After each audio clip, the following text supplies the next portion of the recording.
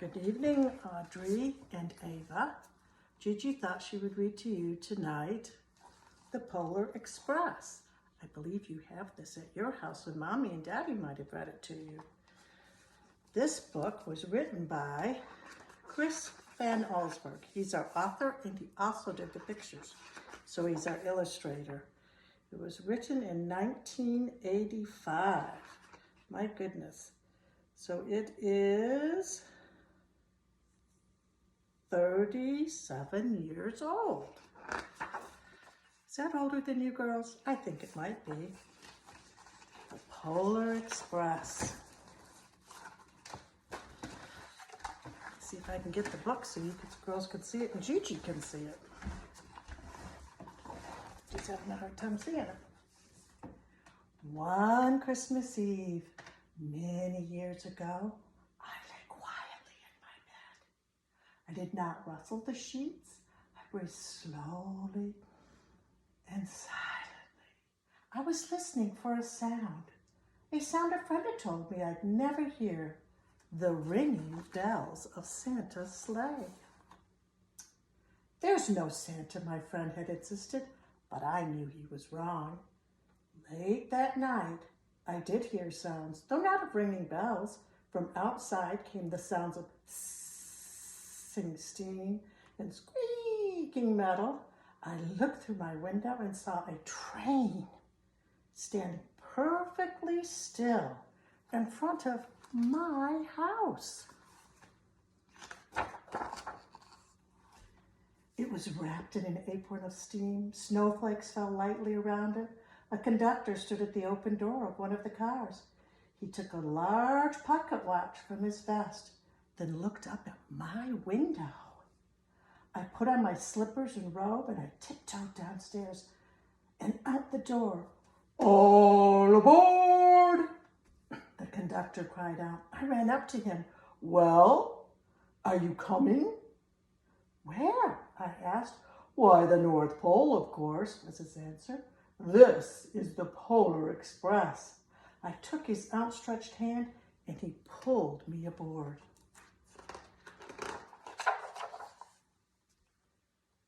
The train was filled with other children, all in their pajamas and nightgowns.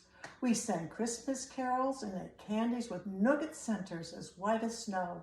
We drank hot cocoa as thick and as rich as melted chocolate bars. Outside, the lights of the towns and the villages flickered in the distance as the Polar Express raced northward. Soon, there were no more lights to be seen. We traveled through cold, dark forests where lean wolves roamed and white-tailed rabbits hid from our train as it thundered through the quiet wilderness.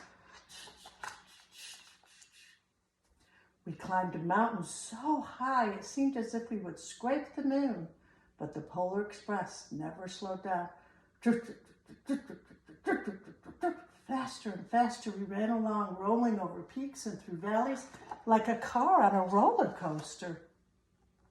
The mountains turned into hills, the hills to snow-covered plains. We crossed a barren desert of ice, the great polar ice cap. Lights appeared in the distance. They looked like the lights of a strange ocean liner sailing on a frozen sea. "There," said the conductor, "is the North Pole." The North Pole was a huge city standing alone at the top of the world, filled with factories where every Christmas toy was made. At first, we saw no elves. "They are gathering at the center of the city," the conductor told us. "That is where Santa will give the first gift of Christmas." "Who receives the first gifts?" we all asked. The conductor answered, "He will choose one of you." "Look!" shouted one of the children, "the elves." Outside we saw hundreds of elves. As our train drew closer to the center of the North Pole, we slowed to a crawl. So crowded were the streets with Santa's helpers. When the Polar Express could go no farther, we stopped, and the conductor let us outside.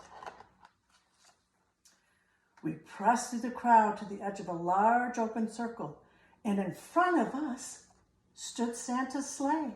The reindeer were excited. They pranced and paced, ringing the silver sleigh bells that hung from their harnesses. It was a magical sound I'd never heard. Across the circle, elves moved apart and Santa Claus appeared. The elves cheered wildly. He marched over us and pointing to me. "Let's have this fellow here." He jumped into his sleigh. The conductor handed me up. I sat on Santa's knees and he asked me, "Now, what would you like for Christmas?" I knew that I could have any gift I could imagine, but the thing I wanted most for Christmas was not inside Santa's giant bag. What I wanted more than anything was one silver bell from Santa's sleigh. When I asked Santa, he smiled. Then he gave me a hug and told the elf to cut off a bell from a reindeer's harness. The elf tossed it up to Santa. He stood holding the bell high above him and called out, "The first gift of Christmas."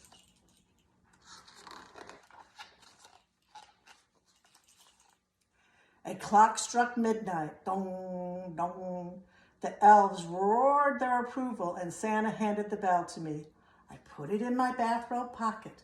The conductor held me down from the sleigh and Santa shouted out the reindeer's name and cracked the whip. His team charged forward and climbed into the air. Santa circled around above us and then disappeared into the cold, dark polar sky. As soon as we were back inside the Polar Express, the other children asked to see the bell. I reached into my pocket, but the only thing I felt was a hole. I had lost the silver bell from Santa Claus's sleigh.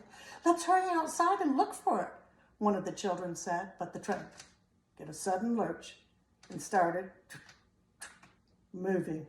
We were on our way home. It broke my heart to lose the bell when the train reached my house. I sadly left the other children. I stood at my doorway and waved goodbye. The conductor said something from the moving train, but I couldn't hear him. "What?" I yelled out. He cupped his hands around his mouth. "Merry Christmas," he shouted, and the Polar Express let out a loud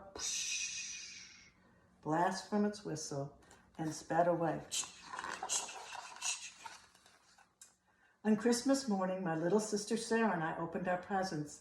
When it looked like everything had been unwrapped, Sarah found one last small box behind the tree. It had my name on it. Inside was a silver bell. There was a note. "Found this on the seat of my sleigh. Fix that hole in your pocket. Signed, Mr. C." I shook the bell. It was the most beautiful sound my sister and I had ever heard. But my mother said, "Oh, that's too bad." "Yes," said my father, "it's broken." When I had shaken the bell, my parents had not heard the sound. At one time or another, my friends could hear the bells, but as years passed, it fell silent for all of them.